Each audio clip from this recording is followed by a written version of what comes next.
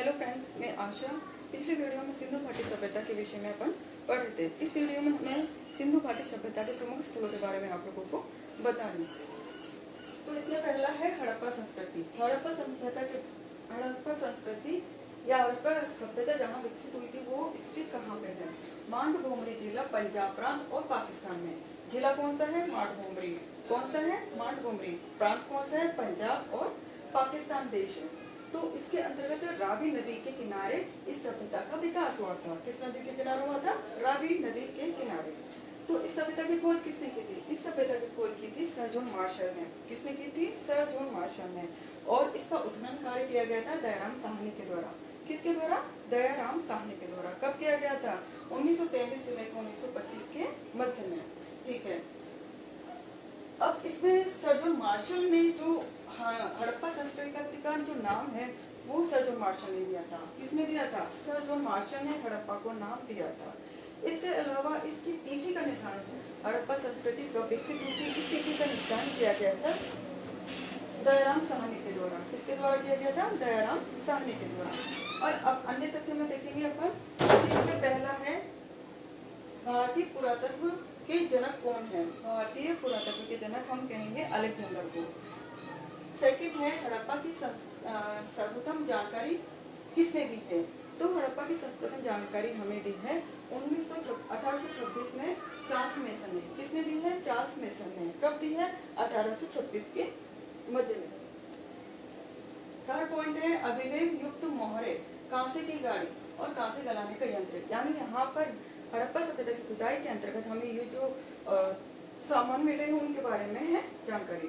ये अभिलेख युक्त मोहरे मिली है, कांसे की गाड़ी मिली है और कांसे गलाने का यंत्र मिला है। तो ये थी हड़प्पा सभ्यता के बारे में, जो कि सिंधु घाटी सभ्यता के अंतर्गत आती है और पहली सिंधु घाटी सभ्यता की फर्स्ट राजधानी है।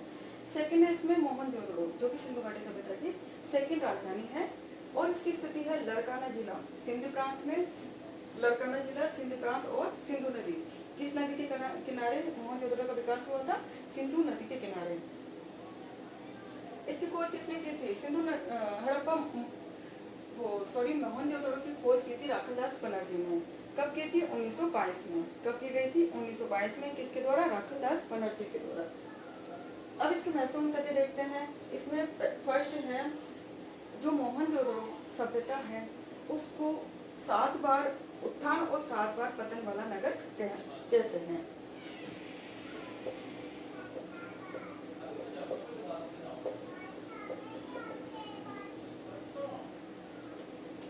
और यहाँ से क्या मिला है? यहाँ से 3 जो भी सामान मिला है उत्खनन के अंतर्गत, उसमें 3 चीजें महत्वपूर्ण है। पहला है कांसे की मूर्ति, यानी कांसे की जो मूर्ति मिली है, एक डांस करती हुई गर्ल की मूर्ति मिली है, जिसे सर जॉन मार्शल ने डांसिंग गर्ल की संज्ञा दी है। किसने दी है? सर जॉन मार्शल ने।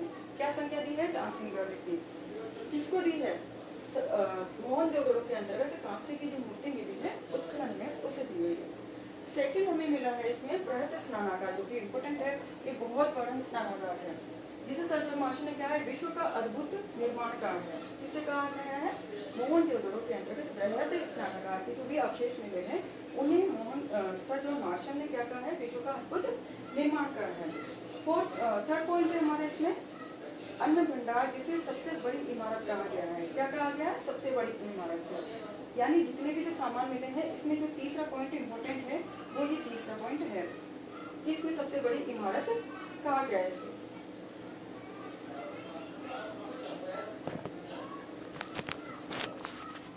इसका तीसरा पॉइंट है कालीबंगा। कालीबंगा की स्थिति कहाँ है? कालीबंगा राजस्थान के हनुमानगढ़ जिले के अंतर्गत है और यह किस नदी के किनारे बसा हुआ है? सरस्वती नदी के किनारे बसा हुआ है। यानी कालीबंगा सभ्यता का विकास सरस्वती नदी के किनारे हुआ था। और इस सभ्यता की खोज किसने की थी? इस सभ्यता की खोज की थी 1952 में अमलानंद घोष ने। किसने की थी? अमलानंद घोष ने। इस सभ्यता का विकास किसने किया? उत्खनन किसने किया था? उत्खनन किया था बीबी लाल और बीके थापर ने। किसने किया था? बीबी लाल और बीके थापर ने। देन इसके अंतर्गत महत्वपूर्ण तथ्य क्या है? इसमें 3 टीले मिले हैं। 3 मिले हैं और तांबे के औजार मिले हैं, मूर्तियां मिली है, अंकित मोहरे मिले हैं, कच्ची ईंटें मिली हैं और अग्नि के साक्ष्य मिले हैं। यानी अग्नि के प्रमाण को सिद्ध करते हैं कि अग्निवेदी वहां पे थी।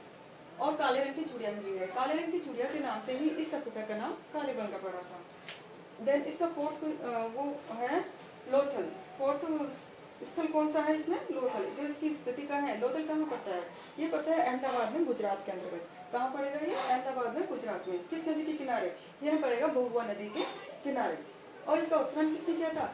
लोथल का उत्खनन किया था 1955 में रघुनाथ राव ने। यह इम्पोर्टेंट क्वेश्चन है जो कि लोथल के बारे में हर एग्जाम में पूछा जाता है, तो लोथल में से एक ना क्वेश्चन बनता ही है। तो इसकी खोज किसने की थी? रघुनाथ राव ने किया था इसके उत्खनन कार्य। और इसका महत्वपूर्ण तथ्य क्या है? महत्वपूर्ण तथ्य में आएगा कि ये जहाजों की गोदी या बंदरगाह इसको कहते थे, यानी ये व्यापार का एक केंद्र था, आयात निर्यात का केंद्र था। कौन सा? लोथल, जो कि गुजरात के अंतर्गत है। इसके अंतर्गत यज्ञ वेदी, अग्नि वेदी, चावल के साक्ष्य मिले हैं और मिश्र के समान मम्मी मिली है। मम्मी क्या होती थी? पुराने जमाने में क्या करते थे लोग? शवों को गाड़ दिए जाते थे और उसे ताबूत में रखकर जो भी इम्पोर्टेंट सामान है उसके साथ रख दिया जाता था और उनके दवाइयों का यूज करके उसको बंद कर दिया जाता था ताकि वो सुरक्षित रहे और बरसों तक इसी तरह से वो सुरक्षित रहती थी। 5वां पॉइंट इसमें चन्हुदड़ो। चन्हुदड़ो की खोज किसने की थी? एन.जी. मजूमदार ने। किसने की थी? एन.जी. मजूमदार ने। और इसका उत्खनन कार्य किया गया था डॉक्टर अर्नेस्ट मेक्के के द्वारा। किसके द्वारा किया गया था? डॉक्टर अर्नेस्ट मेक्के के द्वारा। यह काम करता है, यह पड़ता है पाकिस्तान में सिंधु प्रांत में।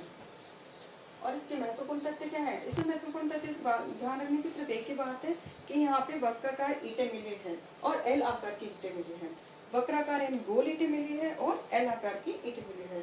देन इसमें क्या मिला है? महत्वपूर्ण एक मन का निर्माण का कारखाना मिला है। Thank you.